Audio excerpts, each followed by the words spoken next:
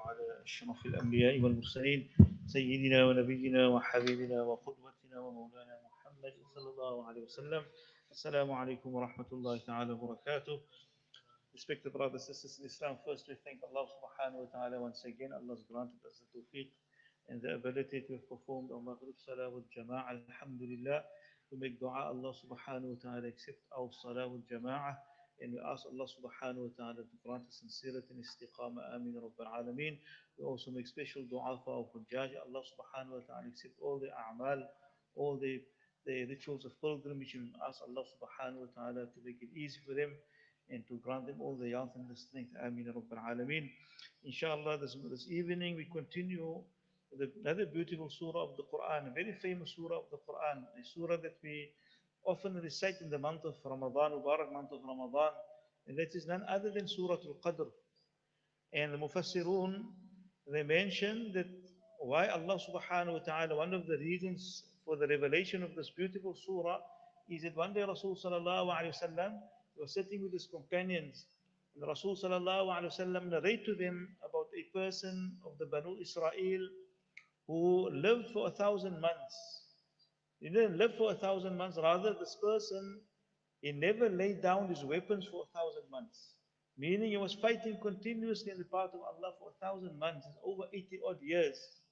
Fighting in the path of Allah. One narration mentioned that this person, in the evening, used to spend his night in worship of Allah, and in the day, he used to take up his weapons to fight in the path of Allah.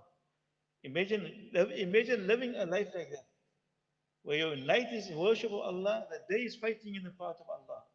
It is something impossible. We can easily say it's impossible for us to live a life like that. So Rasulullah sallallahu alaihi wasallam is narrating this qissa and the story to his companions, radiallahu anhum ajma'in, and they immediately, like how we became amazed, and we amazed, Ya Allah, how is it possible for someone to dedicate so much years in the worship of Allah subhanahu wa ta'ala without becoming tired? Continuously fighting in the path of Allah, continuously standing his night in the worship of Allah subhanahu wa ta'ala. And then the Mufassirun mentioned, Allah subhanahu wa ta'ala gifted the ummah of Rasul sallallahu alayhi wa sallam with this Laylatul Qadr. Then Allah gifted the ummah with this gift of Laylatul Qadr, and Allah revealed this beautiful surah to our beloved Rasulullah sallallahu alayhi wa sallam. In the first ayah, Allah subhanahu wa ta'ala, بعد أعوذ بالله من الشيطان الرجيم بسم الله الرحمن الرحيم إنا أنزلناه في ليلة القدر. That most definitely Allah indeed, Allah sent down the Quran during the night of decree. Allah sent down the Quran during the night of decree. And here the ulama has mentioned, my beloved brothers and sisters in Islam, that the entire, what there's two opinions in terms of how Allah sent down the Quran to Rasul sallallahu alaihi wasallam. The first opinion is that Allah subhanahu wa ta'ala has taken and sent down the Quran to the Lawh al-Mahfuz in its entirety, in its completeness. And then Allah has tasked Jibreel alayhi salam for the 23 years of Nubuwwah to come down to Rasul sallallahu alaihi wasallam as was required. As the occasion needed revelation, revelation came down for the 23 years to Rasul sallallahu alaihi wasallam. Another opinion it is that the Quran, Allah subhanahu wa ta'ala, that the first revelation of the Quran took place on the night of Qadr. When Rasulullah last, our previous surah, we discussed the first revelation, which was Iqra, read.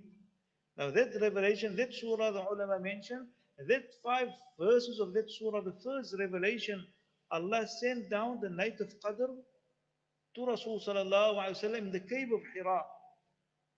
That is the one interpretation. And after that first revelation, Jibreel came down to Rasul sallallahu alaihi wasallam for the 23 years, revealing portions of the Quran as was required. So this is regarding the revelation of the Quran. And then we find, my beloved brothers and sisters in Islam, Allah subhanahu wa ta'ala refers to this night as Laylatul Qadr. So what is the meaning of this Laylatul Qadr? Qadr, the Mufassirun mentioned, its meaning is greatness, honor or dignity. The night is called the night of Qadr because it's a night of greatness and dignity. It's a night of honor, it's a night of majesty and dignity, says the ulama. And another interpretation I mentioned, Abu Bakr al-Warraq, he says it is stated that this is because a person becomes a man of honor on the night of Laylatul Qadr. It might be that prior to the month of Ramadan or prior to the night of Qadr, that person might have been a disgraceful person. That person might have been a sinner in the eyes of Allah. That person might have been someone who transgressed the boundaries of Allah. And on the night of Qadr, it turns around his life. He repents to Allah in forgiveness and turns around his life on the obedience of Allah. And because of that, he becomes a man of honor and dignity. He becomes a man of honor and dignity. That's another interpretation. And also, another more famous interpretation, the night of Qadr, is we sometimes translate it as the night of decree. The night of decree. And the Mufassirun mention on the night of Qadr, every man's age, death, sustenance, rain, and other things are measured out to the angel to be implemented for the complete year from one Ramadan to the next.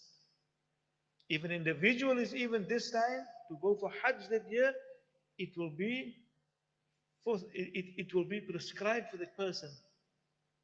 And according to Ibn Abbas radiallahu anhu says that Allah has appointed 4 malaika in charge of the cosmic planning. Israfil, Mikael, Israel, and Jibrail.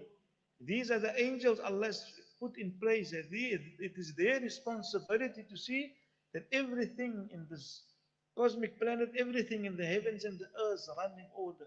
They fulfill the command of Allah by the command of Allah subhanahu wa ta'ala. So the night of decree, the night of qadr, all of these things are predestined by Allah, and the malaika is appointed for the year to carry out this command of Allah. And another interpretation, and some of the scholars, and as you see the previous, also in another ayah in the Quran, Allah speaks about Inna anzalnahu fi laylatin mubarakah. Also another interpretation of Laylatul Mubarakah referred to the night of Qadr. But further on, you might have the question that, but now, what about the 15th night of Sha'ban? Because normally it's a big night, or the night of Bara'ah, we also believe that Allah subhanahu wa ta'ala decree certain things. And the ulama has mentioned that the view to reconcile between these 2 nights is that Allah subhanahu wa ta'ala initial divine decrees are decided on the night of Bara'ah. Then on the night of Laylatul Qadr, it is handed over to the Malaika.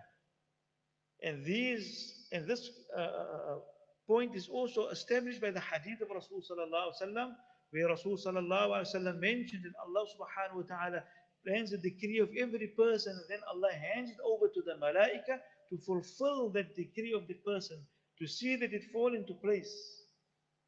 So this is supported by the hadith of Rasulullah sallallahu alaihi wasallam. And then we come to the second ayah, وَمَا أَدْرَاكَ مَا لَيْلَةُ الْقَدْرِ.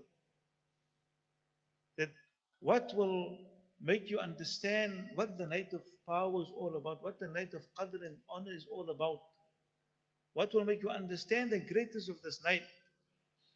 And the ulama has mentioned, and Mufassirun has mentioned, that there are about 40 opinions, 40 views regarding when the night of Qadr really, when is the precise night of Qadr, the Laylatul Qadr.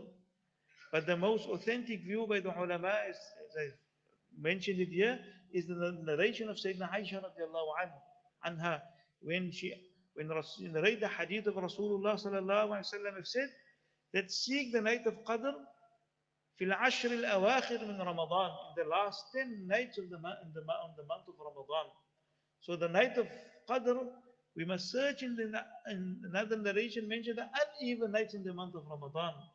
This narration mentioned all the 10 nights in the month of Ramadan, the last 10 nights, searched for the night of Qadr in the last 10 nights in the month of Ramadan.